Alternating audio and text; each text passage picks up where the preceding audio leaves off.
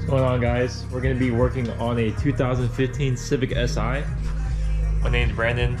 I run this YouTube channel called Before the Storm. I just felt like recording this whole process because one, is content, and then two, I love doing POV videos. We're gonna do something a little different. It's not my car, it's actually my uncle's car. And I thought I'd help him out do his starter. Oh yeah, check out the RSX, y'all. I think it looks so good. I just need to get the Mugen side skirts and it'll look great.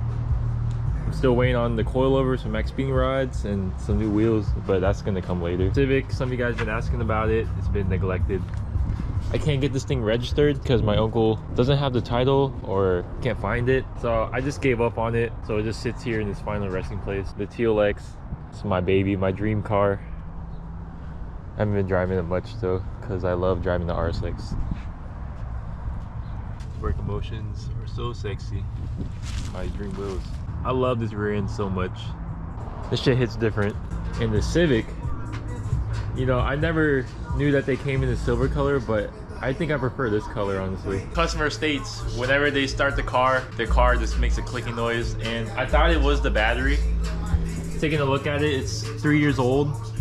However, this car was made in 2015, so from 2015 to 2024, the starter's kind of old, and I was able to duplicate the clicking noise, and this does one click, which sounds like the solenoid just pops out, but it doesn't spin the motor. I think the starter's starting to go out. So we're gonna go ahead and get the started, no pun intended. Take these first.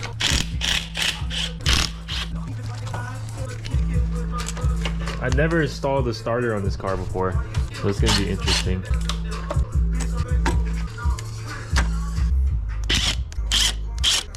I'm about to put you on some game. You're gonna take a 11mm socket and you're gonna think you do something like this. Hold on. I might need like a slimmer plier. Okay, maybe it should work now. Now you can pull this out.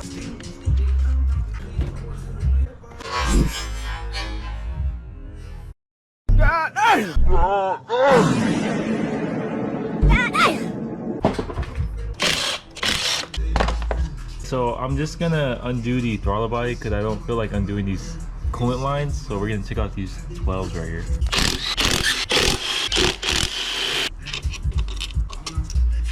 Leave this right here. Gasket still looks fine.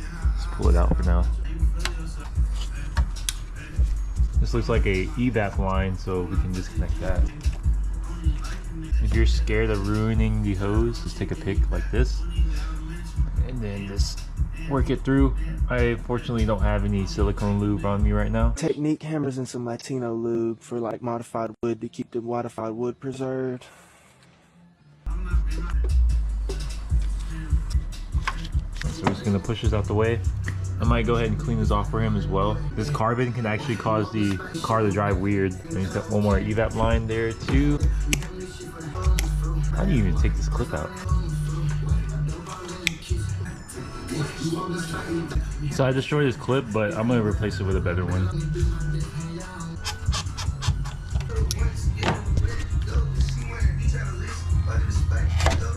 Finally. All we have left to do is to take off these clips. I can just break them off, but I don't want to do that. I'm gonna take off this 10mm down there. It's kind of hard to record that. There is also one connector right here that we need to get to. Hopefully this shit is not so hard to take off, so let's see. Very crammed in here. Look at my hand. Got the 3/8 in there and then one short 10mm, and there we go. Just one bolt.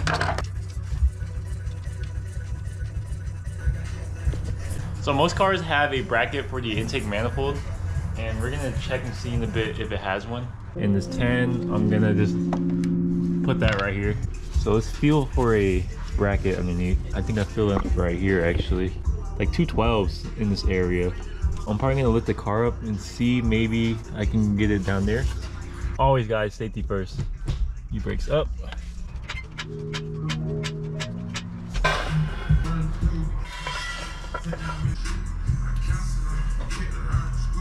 Alright, so I'm on the floor and I do see the bracket. Yeah, these are all 12s. So it's 2 12 nuts and 1 12 bolt. And it does look like it's best to get it from underneath here, baby. For any of my OG people, do y'all remember when I did my alternator for my TSX? That shit took me like 2 days. and I was stuck on this bracket right here. I remember it. For the two nuts, I'm gonna use this long ass extension. Freaking hate working on the floor so much.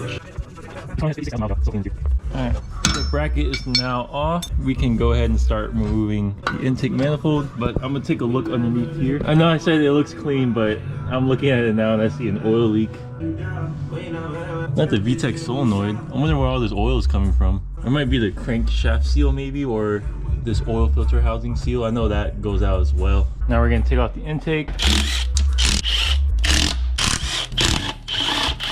That should be all of the bolts. I need to throw away all of this shit. I need some more space. All right, let's go ahead and take this off. JK, there's one more bolt holding this on, I guess. I'm gonna feel around. Oh, there's one more bolt hidden right there. That looks kind of hard to get to also. All right, let's see how strong I am.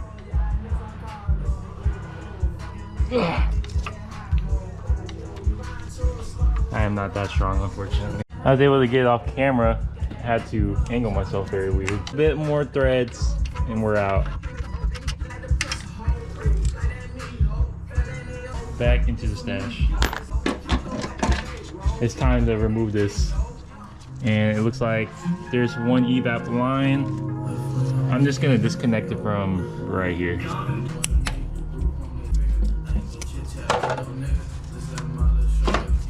You know, this thing's kind of hard to remove with one hand, but I'm built like that. I could do it. Hold on. Yeah. We are now face to face with the starter.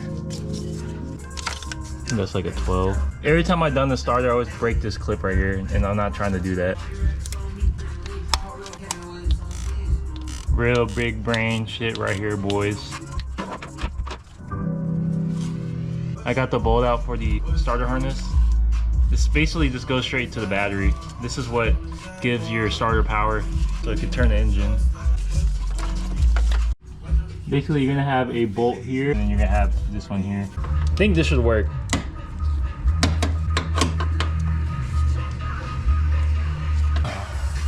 Oh my god, that cylinder's so tight. I think I could fit my impact gun in here maybe, but let's not resort to that type of violence yet. Okay, so this is a no-go. That is a no-go. Try this. Damn, how tight is this shit, bro? One more. So we're just gonna have to keep doing that. Holy shit. That's so bad.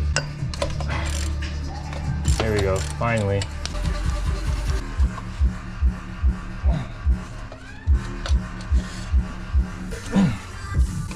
Whew.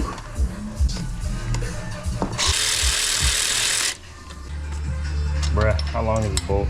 All right, top bolt's out. Do I not seriously have a 17? Hold on, I'm tripping, y'all.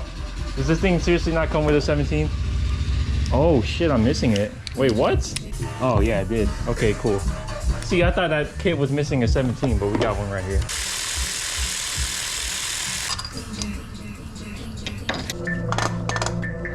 There is the old starter. Seems like we have some clutch material on here. I would show you guys how to bench test this, but I don't have my jump starter right now, so I can't. Make sure these are the same. If you could do that, that means the starter's no good. Here how this one's like solid. Now we're gonna install this one. I'm not gonna use this aftermarket, and I'm gonna use the OEM one. So we are now back. Check the clutch, everything looks good. Do this, put this in there. Grab my 17 on the bottom. Then you're gonna grab your 14mm bolt, try to line it up. Always thread it in by hand. You don't want to strip the shit out, because that would suck.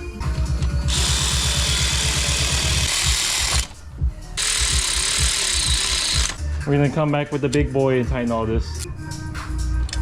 The snap-on ratchet I do have, it's pretty strong. Yeah, those are really tight. I can't tighten it anymore, so I'm gonna leave it alone. Now we're gonna put the harness back in.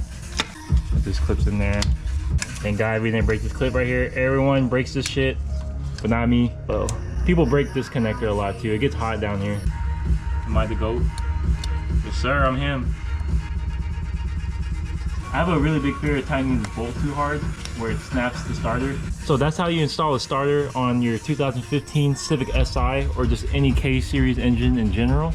Off camera, I'm gonna put all this back on and tighten everything. So you're just gonna put everything back on in reverse order of how you took it off. So I'll see you guys in a little bit. Earlier in the video, I don't know if you guys noticed, but I dropped the bolt for this clamp right here, and I just found it. It's basically down there. I was just looking around for it before I put everything back in. Oh yeah, so happy about that. I got everything back on. This battery tray was actually kind of loose, so I tightened that. Remember you guys saw that I broke the clip here to take it out, so I just replaced it with this upgraded one. I prefer these more. Now we're gonna lower the car and start it. I freaking love these SI blades. Just to get sidetracked here, I have a really funny story to tell you guys. When I started driving my RSX, my friend Kai left the car in reverse. My car, they had it wired to where you can start the car without pushing the clutch in. Started the car in reverse, and that dude almost went flying, and that shit had to be dead. That's why I'm always trying to see if the car is in neutral. Let's see if this car starts. And it does perfectly. I'm still gonna recommend that they get a new battery because it is kind of old. It's made in 2021. Now they're all good. This car is not gonna leave them stranded. And now you guys know how to install a starter on any K-Series engine as well. So easy to do. Now that that's taken care of, I think it's time to install some new parts on the RSX. I got some wind reflectors. I think that's what they're called. And we're just gonna install it real quick. For the one time, I freaking love these. I had them on my TSX. I had the Mugen ones and they look so good. Shout out to my boy Christian for these. Damn, it comes with some bulbs too. I actually need some new ones for my reverse. I'm not sure what brand this is. I actually bought these with the lower fog lights for like 50 bucks, I think. I don't remember. I got a good deal on them. Ooh, yeah. Oh no, it's freaking chipped right here. Oh well. They washed the car recently too.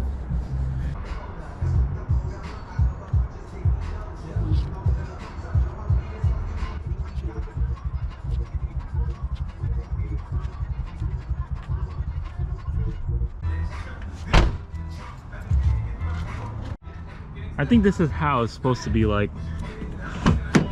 This on the trim, it makes more sense. So this side fits really good. Oh man, it's jank as hell. So this side, it goes to this trim right here. Oh my goodness. Oh well, I don't think no one will know this from afar. If you guys are wondering how I got my plate to be like this is off a TSX, this front plate mount. All I did was just self-tap it to the bottom right here. And it actually turned out great. There are two companies that make some plate brackets that you can move around. One is like some universal shit that is so hard to install, and the other one is actually like a billet bracket that bolts to here and it'll move the plate there, but that's just like $160 and that's so expensive. Well, I hope you guys learned a lot from me working on this car. It was really fun recording all of this. I'm glad I got some content out of the RSX. I still need to edit the video for the intake manifold and me painting the bumper, but this was my little excuse on installing these window visors as soon as I can. I was not gonna wait another couple weeks to install that. Well, I'll see you guys on the next video. Stay tuned for it. Leave a like, subscribe, and I'll see y'all in the next one. Peace.